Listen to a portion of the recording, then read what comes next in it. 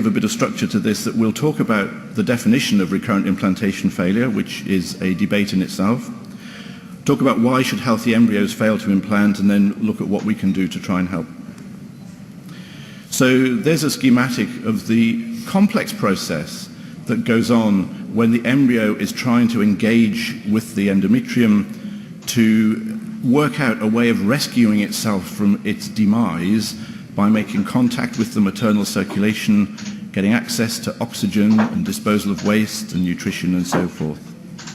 And what you can see is the critical role of HCG, talking to the corpus luteum, making sure the secretion of progesterone is maintained, but also a large number, and there are only a few on that picture, a large number of events that have to happen at the interface between the embryo and the mother, between the embryo and the endometrium, that will allow implantation to take place.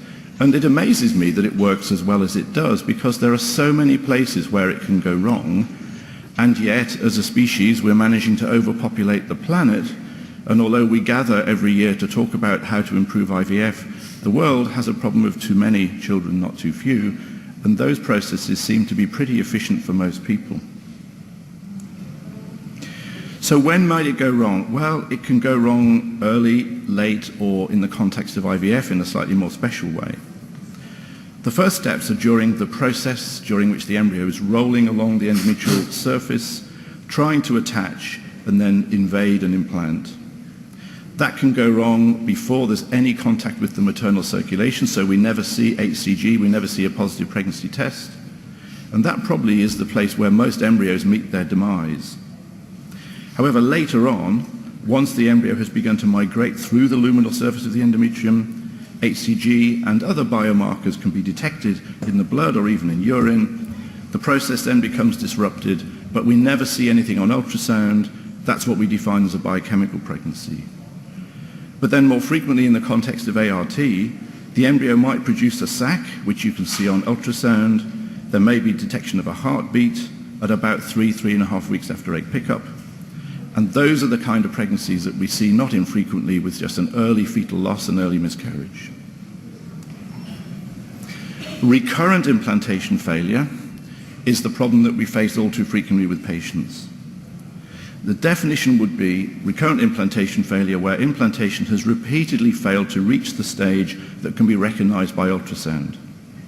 We don't have a definition on which everyone agrees, but we made a proposal a couple of years ago, Dr. Carol Coughlin was the lead author, that recurrent implantation failure be defined as failure to achieve a clinical pregnancy after transfer of at least 4 good quality embryos in at least 3 fresh or frozen cycles in women under the age of 40. And I think that last clause is important because it reduces the impact of aneuploidy on the implantation failure. But there is controversy, and I hope maybe you'll contribute to this, and there are talks at this ESHRE meeting about recurrent implantation failure, and you will hear a number of definitions. Different publications, different authors have argued about the number of transfer cycles that should be included in our definition, about whether frozen cycles should be included as well as fresh, how to manage the widespread practice around the world of transfer of more than 1 embryo at a time. Should there be a maximum number of embryos after which we use recurrent implantation failure as a definition? Maybe 10? What do we mean by a good quality embryo? If you have 2 embryologists in a bar over ESHRE and you want to get them debating, ask them that question and half an hour later you have to pull them apart. And let's be very clear that recurrent implantation failure is different from IVF failure, because a lot of the IVF failures happen in the workup during the process of stimulation, egg collection, laboratory fertilization processes, growth to blastocyst. All those things go wrong before embryo transfer, and hence that is not recurrent implantation failure. Those problems are different. Those problems come about maybe because the patient is a poor responder with poor ovarian reserve or various ovarian problems. Maybe there is poor egg quality, so fertilization doesn't occur at all or doesn't occur well. Poor growth of embryos, failure to get to blastocyst. All of those patients we must reject from this talk about recurrent implantation failure. And perhaps the most important question is, what does the patient want to know? What does that patient who sent me the email want to hear from me when I get back to Sydney in 5 days' time and with horrible jet lag and trying to stay awake, loaded with coffee, I'm talking to her about what is the next step. And to be honest, I don't think the evidence is great. But here are some of the variables that are important. It seems obvious that 1 + 1 = 2. If you put 2 embryos, or 3 or 4, you can multiply up the chances of an implantation in any one cycle. But, of course, we all know the drawbacks to a twin or a triplet pregnancy in terms of obstetric outcome. So in my country, we try hard to avoid multiple embryo transfer because, to me, reading the data, 1 + 1 probably does equal 2. Although there is a paper at this meeting that challenges that, and I'm looking forward to hearing that, and again, maybe it's something we could debate. And then this question of embryo quality. We're beginning to unravel that with array and now with next-gen sequencing to see whether an embryo is euploid or aneuploid. We know there are other factors that affect embryo quality. We'll hear a lot about this in this meeting about mitochondria, mitochondrial number, mitochondrial quality if you want. But if you use PGS, pre-implantation genetic selection, you will get a higher pregnancy rate per embryo transfer, but that's because you will censor out a lot of embryos that your array or your next gen tells you are abnormal. And again, it's a question maybe to ask at this meeting, how well do these clever high-tech processes define aneuploidy? Are we disposing of embryos that might create a healthy pregnancy? There's a whole issue running through the meeting this time that I think will enlighten us there. The study you see on the right of the slide there was the first randomized trial to come out in this area, just to bring a couple of things to your attention. Firstly, it was very small. 48 patients versus 55 in the control group versus 55 who had the array.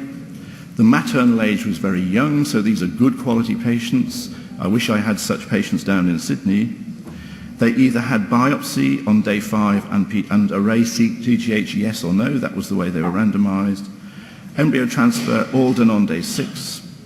Low numbers of embryos transferred and pregnancy rates that were significantly better after the PGS per embryo transferred. But beware of the censorship question. And then we move on to when to put embryos back. The world of ART is full of sheep. We all follow the flock.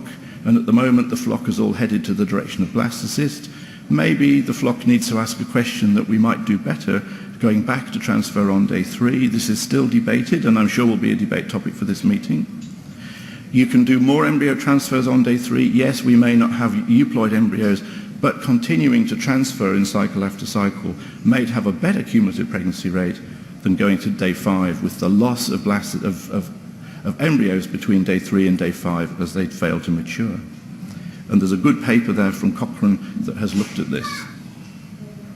This is data from Australia, from the ANZAR database, asking the question about whether in our definition we should include frozen embryo transfers. And I think we should, because what you can see in the top half of the slide is the fresh pregnancy rate in Australia going back over a decade or more, and it's pretty consistent. And on the bottom part of the slide, you can see the frozen embryo transfer pregnancy rate, which, as you can see, has improved in a linear fashion over the last decade, such there's now equivalence with fresh, provided you use a vitrified blastocyst to transfer. So I think it's reasonable enough to say that we can include frozen embryo transfers in our definition of RIF. So, what can we do about it?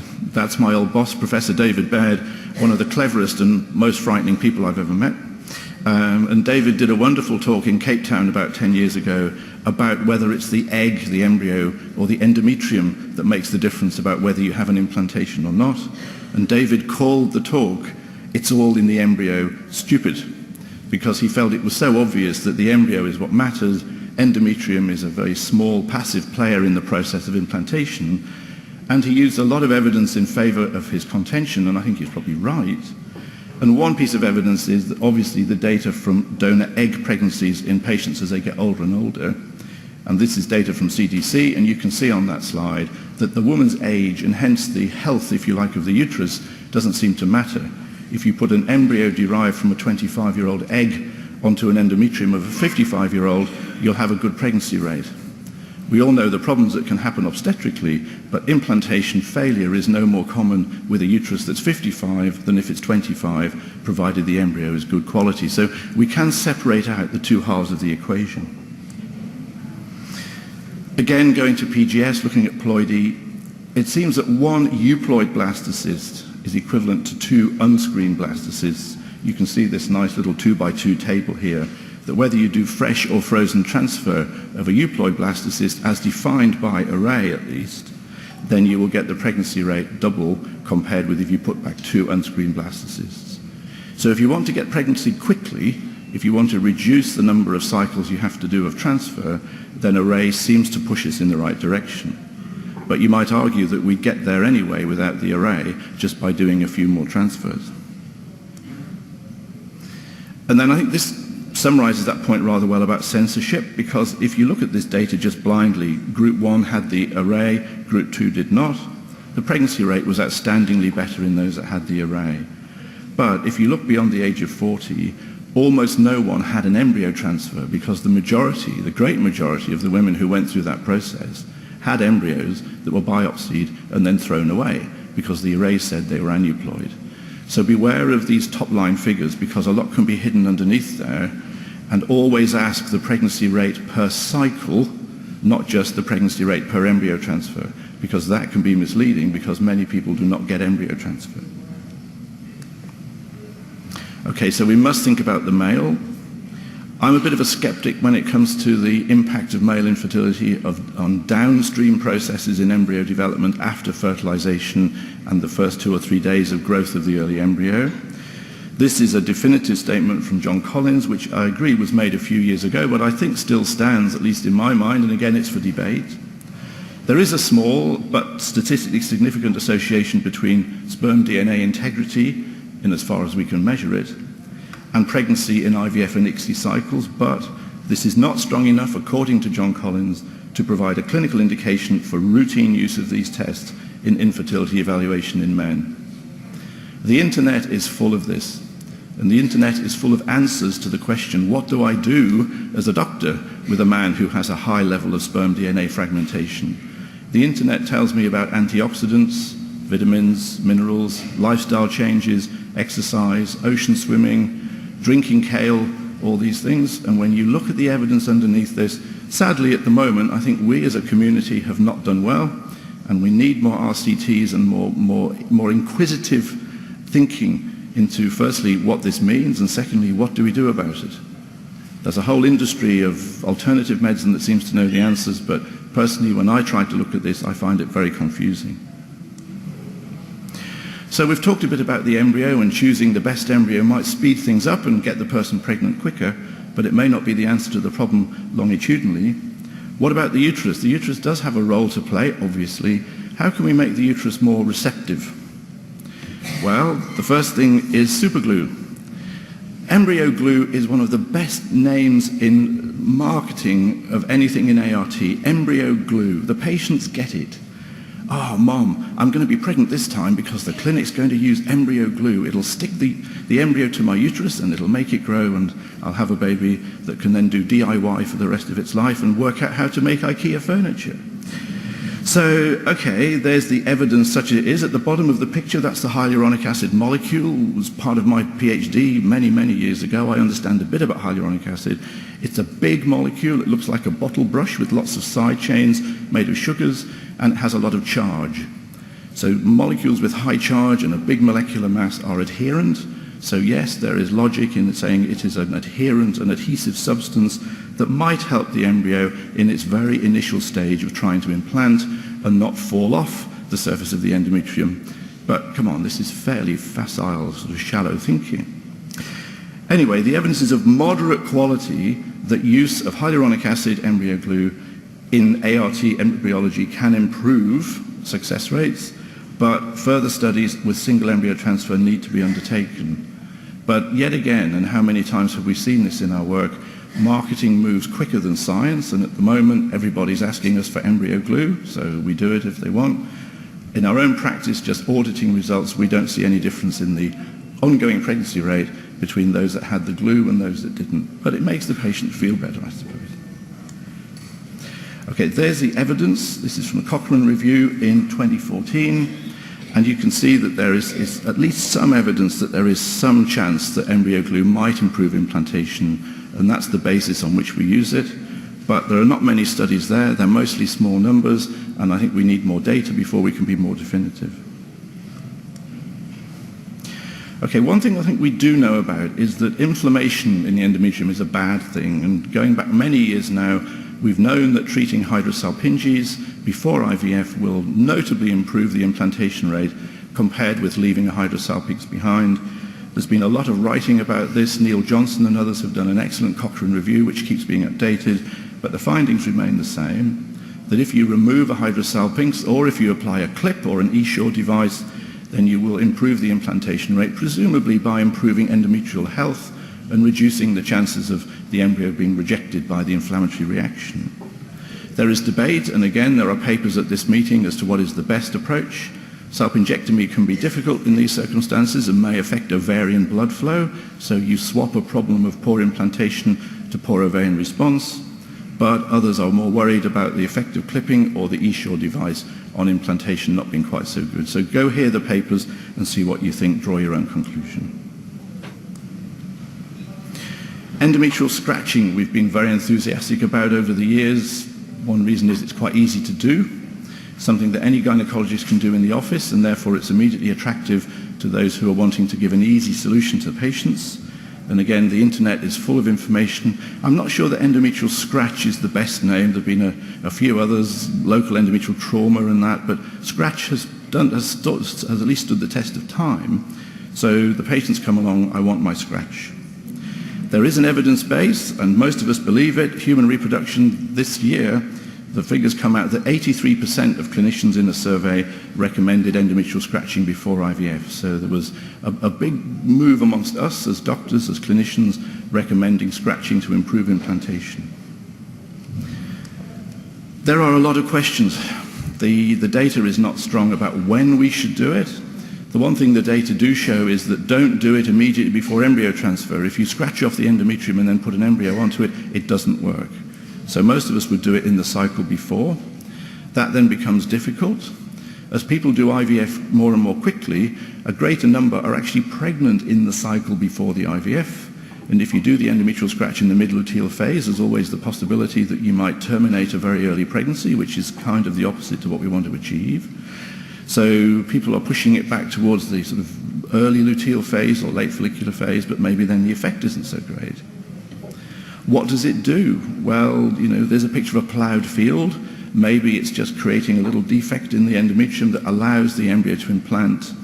John Applin is speaking at this meeting. He's got massive experience looking at mucins and mucopolysaccharides on the surface of the endometrium, and maybe some trauma there is what's allowing access of the endometrium to establish a blood flow and implant. But the honest answer is we don't really know. For years, our forefathers and foremothers, I guess, did D&C, curetting the endometrium to try and improve implantation, and what we're really looking at is a modern version of that. So accepting we don't quite understand the physiology, what about the impact? Well, we've maybe seen this before. There was a great number of non-randomized case reports and case series and poor quality studies that showed impressive improvement in implantation rate in women with recurrent implantation failure, done at different times of the cycle, not really standardized, and mostly from single centers, and we contributed to that.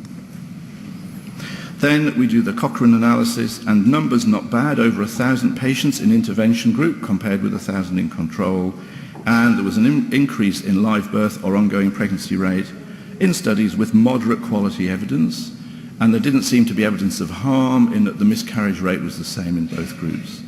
So you can't treat early miscarriage with endometrial scratch, but maybe improve implantation. So people got enthusiastic because it's easy to do and it may have a benefit. This, though, is a study that was published recently, and I've heard Ernest speak about it, from Ernest Ng from Hong Kong.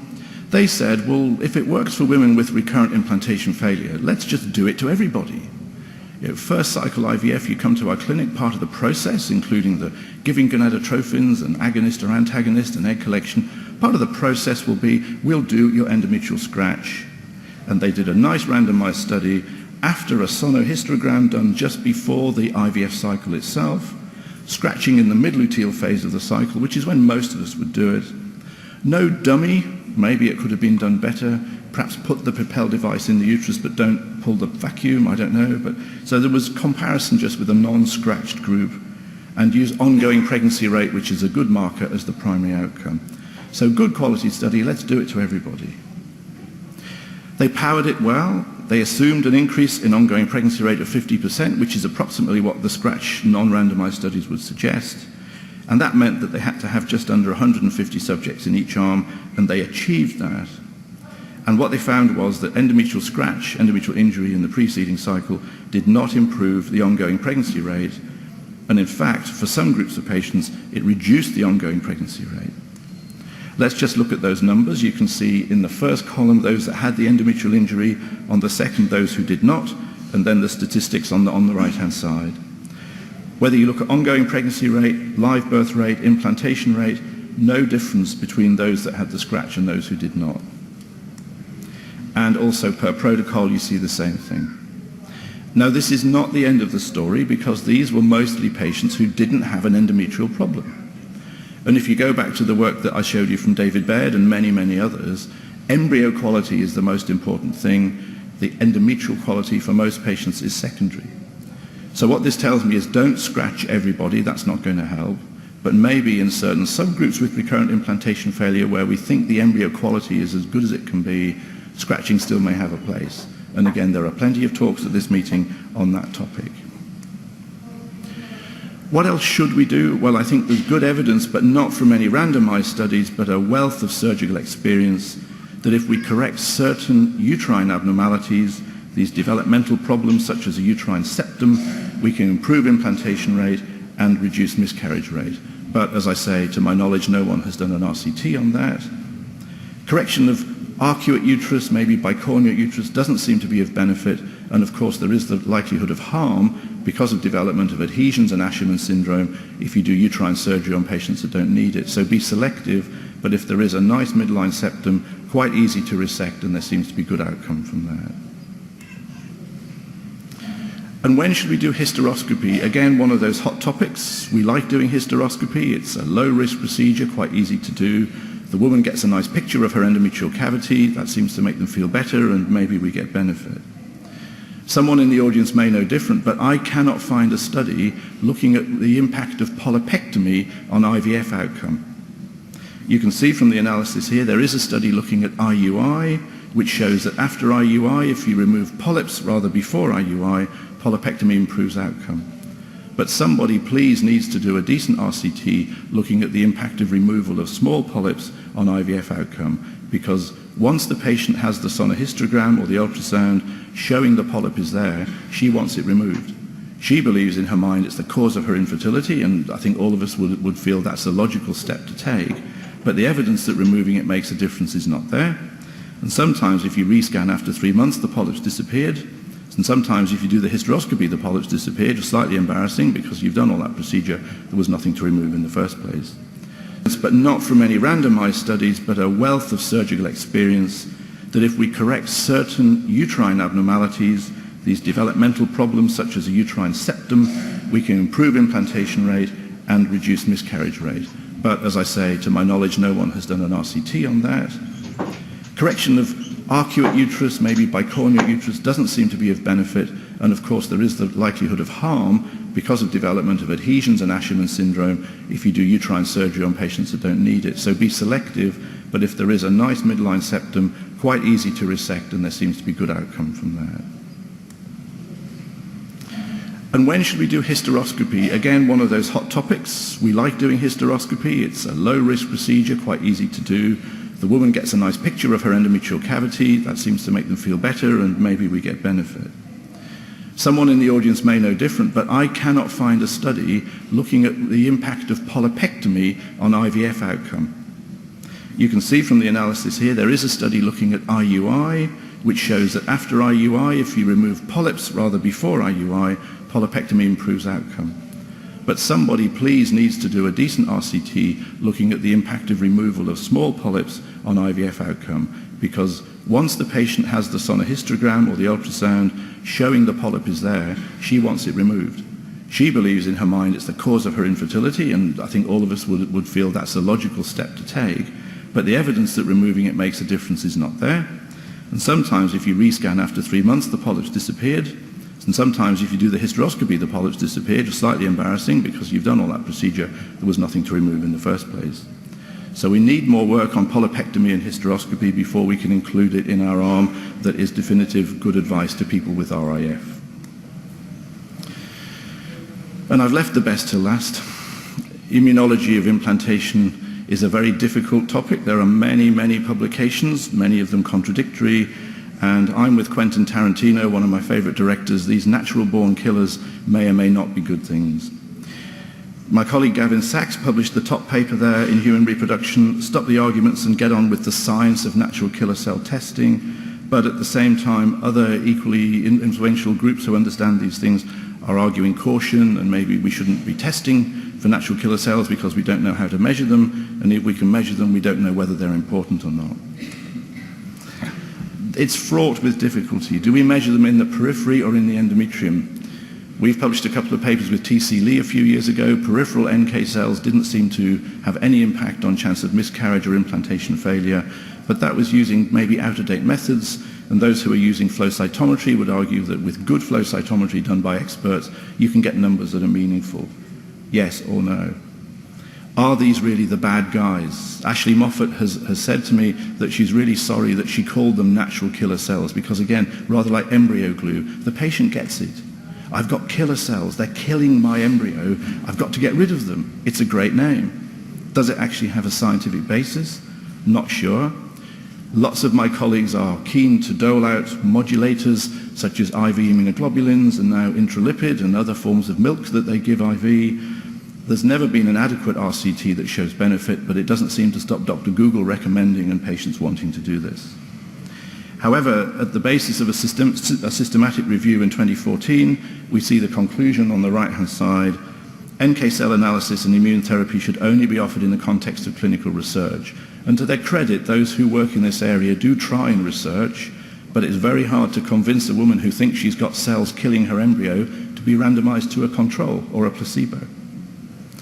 But Cochrane, paternal cell immunization, third-party donor leukocytes, trophoblast membranes, and IVIG provide no significant benefit over placebo in improving live birth rate after IVF. So I think that's where I stand at the moment. We need more data. Please, someone in the audience may be able to offer us some. And then coming to the end of this, the thrombophilias, we know certain of them if we treat, we can get benefit. They're not common, but if you do give appropriate treatment with these days aspirin and heparin, maybe steroids, you can improve recurrent pregnancy loss. But does it apply to recurrent implantation failure? They're a different group of patients, and they're a different set of physiologies, and again, there's not enough data. And several studies have tried in patients with factor V Leiden, with MTHFR mutations and prothrombin gene mutations to treat those in the context of recurrent implantation failure and not shown benefit. So at the moment, I think we should restrict these interventions to those who have recurrent pregnancy losses and not necessarily extrapolate back into implantation failure. So to conclude, what I think works: the surgery for hydrosalpinx, the surgery for a uterine septum, maybe, inverted commas, minor surgery for endometrial scratching, but I think the jury is still out. Improving embryo quality by using young eggs is a treatment that works, but it's not what the woman wants to hear. Use of medications and adjuvants, I'm not sure there's a lot of evidence that any of those things work, although Dr. Google is very sure that they do. And embryo selection will speed up your time to pregnancy and reduce the number of transfers you do, but I don't think it's doing anything to intervene and improve quality. It's merely selecting the golden egg over all the other eggs that are not quite such good quality. And there might be a downside because the analyses may not be 100% perfect, and we may be rejecting perfectly good embryos, which may have a negative impact on outcome. And with that, thank you very much.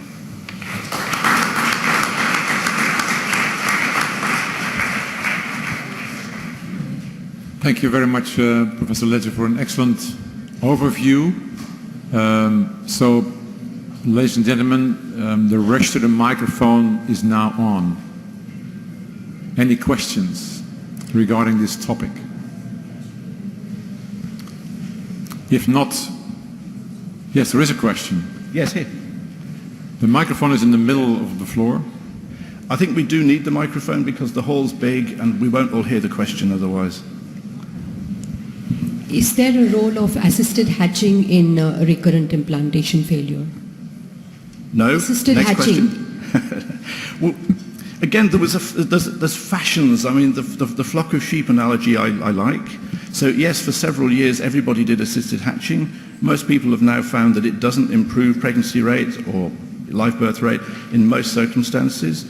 So maybe with an older patient with a visibly thick zona, there's some benefit in using your laser and do assisted hatching, but I don't think there's much benefit. It's just a sign that the embryo is bad, and making a hole in it doesn't make it less bad. Okay, next question. Anne. Hi, Anne Clark, Sydney. Bill, as we discussed in the foyer, I brought a list with me Yes. of things that all of my patients ask.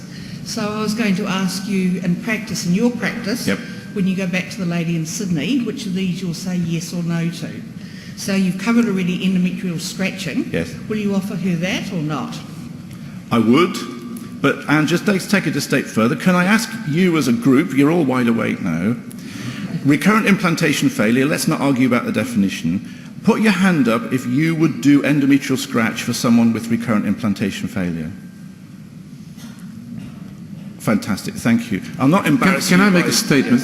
Can I make a statement? I will raise my hand too, Yes. but we only do the scratch in the context of a trial. Thank you. Okay. Okay. I'll be quick, not the list isn't too big. Okay, testosterone in the luteal phase. I know there's a paper about it later in the meeting. Yep. Do you offer that to your patients? No, I don't, but again, in the audience, if you use testosterone in the luteal phase for these patients, would you put your hand up? Beautiful. We should record this, right? Okay, Anne, next one. Okay, DHEA, I know we're about to talk about that soon, Okay. but before you get the chance to hear the paper, Yes. do you recommend DHEA to your patients? I don't recommend it, but I prescribe it because so many of them have been on Norbert Gleicher's website and think it's the solution to everything, including the Middle East crisis, Brexit, and the end of the world. So yes. I have spoken to Norbert, yes. Okay, so you say basically you think the worst it does is nothing. Yeah. Okay. They get spotty. Okay, melatonin? Nope. Okay. Acupuncture? Nah. If they like I mean, it. I'm serious, it'd be good. I mean, this is Yes. what we're all here for, isn't it? Okay, Our patients ask for all of these Anne, things. we'll do Who does this. But how many items do you have on your list? I've got one more. One more. Well, we've Just- done it already. Okay, we can handle one more. So Intralipids, but I think you've already done that. Put your hand up if you do intralipid for recurrent implantation failure. Come on, I know you're out there. Okay, a small number of people like to give IV milk to people that can't have a baby. Okay, that's fine. That's it. Good, thank you. Thank Okay. you. next question. Garcia Velasco, Spain. Beautiful lecture. I just want to know what you think, probably it's not an easy answer, but what is your point of view with PGS in these cases? Do we have to wait for patients to fail 2 or 3 times and then maybe suggest a screen of the embryos? Or maybe we should think that we should be doing the screen of the embryos at the very first cycle so we can reduce the time to pregnancy. What do you think about that? Yeah, it's a good question and very pertinent. I go back to what Professor Brookman said, that I think we need a really big trial, multi-center, not done by the experts that have a lot of investment emotionally in making this happen. And I don't think that exists at the moment. I think then if the data show that you can have shorter time to pregnancy, that matters more to some patients than others.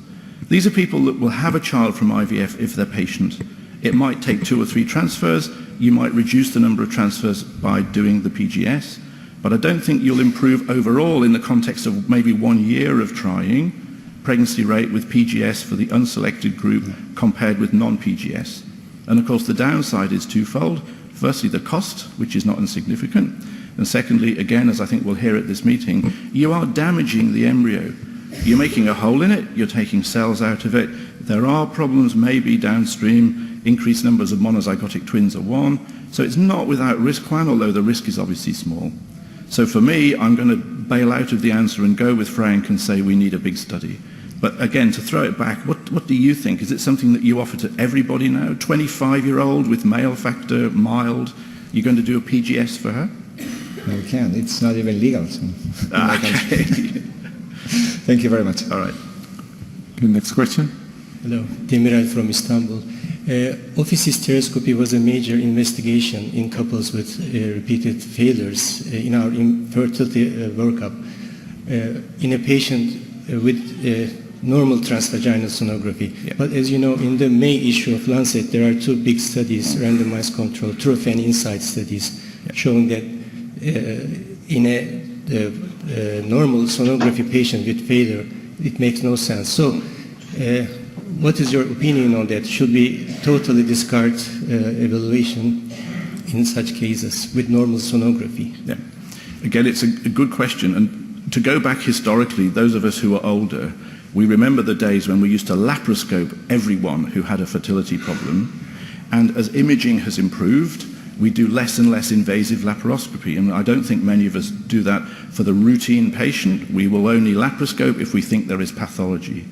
And I think the answer to your question is that imaging of the uterus has also improved so much that we can find out pretty much everything we want to know without having to use a hysteroscope. So therefore, for the routine case, no, I think office hysteroscopy is not necessary. For a case of recurrent implantation failure where you've had really good embryos, and maybe if you don't trust your sonography 100%, it may still be wise. And obviously, if the sonography picks up any suspicion of pathology, you can do it because it's cheap and safe to do. So patient selection is the answer, and have an excellent sonography and make sure that you work with your sonographers and you see the pictures yourselves. Yeah. Hi. Do you think the use of platelet-rich plasma, which is replete with cytokines and growth factors, would be holding any promise in cases of recurrent implantation failures, particularly intrauterine perfusion of platelet-rich plasma? There are a number of new ideas out there, which is a great thing for meetings such as this. There's a lot of talk at this meeting of stem cells, PRP another. I don't know of any RCT evidence that convinces me yet that there is value. I think we need to study these things carefully, and we need to remember Karl Popper, who talked about the evolution of new ideas in science, that he said there's usually a wave of enthusiasm, and then better quality studies reduce the likelihood of things working, and then we reach equipoise where we know something about the truth. And for me, use of platelet-rich plasma at the moment is on the upside. But do you have data from an RCT that can help us? This has a reference to the parallel information which we can draw from the use of platelet-rich plasma by orthopedic surgeons in non-uniting fractures or tendon injuries. Yes, it's there, and somebody needs to do the study. Okay. Okay, next question. Yeah, I have 3 questions. Oh. So the first question is that in uterus, where we have broad-based small septum, I want your personal experience in that. Will you recommend surgery or should we leave that? I think if you have a patient with true recurrent implantation failure with excellent embryo quality in a young person, and the only defect you can find is a small septum, yes, the evidence is that resection is helpful. Okay. From poor quality studies, they're non-randomized. But again, the patient will know that the defect is there, and that they don't sleep, they worry about it, they think it's the reason for the problem, and resection of a septum is a fairly straightforward thing to do, provided you know it's a septum and not a bicornuate uterus, so be careful with your imaging, but I think the answer is yes. And even if it is the first cycle, not the recurrent? No. So you What you said was a small broad-based septum, so a little curvature at the top of the uterus. I don't think, but if anyone in the audience wants to say differ, I don't think there's evidence that the surgery is worthwhile in a first cycle, and you may end up with an Asherman making things worse, not better. And the second thing that we often see patients with thyroid disorders, though well controlled with medicines, but they do have high level of anti-TPO antibodies, suggesting some immunological dysfunction. So what do you feel that should be done in such patients? Is there any role of immunological therapies, immunoglobulins, ivalproate, steroids? There's at least one very promising looking paper at this meeting which will go into this. I think there's a lack of knowledge about whether these things are actually relevant to implantation or not. So I work with a thyroid specialist, and frankly I take his advice on what we should be doing. But personally, I don't think there's a lot of evidence that... Because most of the endocrinologists, they say that if the thyroid is well controlled, anti-TPO antibodies has no role to play. Correct. But if we go back to the literature and see the reasons for the recurrent implantation failures or the first trimester miscarriages. We do found evidence that... Well, there's not a lot of evidence from RCT, and just again to be careful, I think that early miscarriage is different from recurrent implantation failure. So just because a treatment works in the area of early miscarriage, don't necessarily extrapolate back and use the same thing in RIF, because I think the pathologies are different. And Last question. Third question, yeah. Last short question. So is there any role of colony growth stimulating factors in patients with poor endometrium and recurrent implantation failures? Well, that's a different question, because you've got a pathology there of thin endometrium or poor endometrial development. That's a horrible thing to have to deal with. I think we all struggle with those patients. And again, there's a lot of different therapies out there, of which that is one. When you see something in medicine that has a lot of therapies, it usually means that we don't know what to do and the therapies don't work very well. That's why I'm asking your personal opinion. So my personal opinion is with these poor women who have cycle after cycle with thin endometrium, you basically go through the list of things that somebody says might work, because they're not willing to stop. The best answer to me scientifically is use another uterus, but that has a whole heap of problems in itself. But sometimes if the basalis is damaged and it will not generate endometrium, I think even with things like your suggestion or stem cell therapy, it's unlikely to help. You get the odd success, but I have a lot of failure with all of these different things. Okay? Thank you. Okay, then the last question, 1 minute. Thank you, Bill, for an excellent talk. I'm not sure in the list of questions this was asked. What about ERA, endometrial receptivity assay, etc.? 1 minute. You've kept the best till last. Okay, 1 minute on ERA. There has to be something in it. The fact that we just count the number of days from an LH surge and throw an embryo into the endometrium is so non-scientific and 20th century that we need to work out better how to synchronize the best part of the implantation window. Because I don't think the window is just a hole. I think there is quality that improves and disappears over a period of time. I think ERA, and this is from a non-expert, there will be people in this room that know a lot more, but my vision is that it's still work in progress, that it's not a perfect test at the moment. Dr. Google has it everywhere. Women come wanting it, we do it, and we have some success with it. But I suspect in 5 years' time we'll have a different set of genes or a different test that will tell us better when to do the transfer. Okay. Bill, you did an excellent job. You must be tired now. Coffee time. Floor, thank you very much.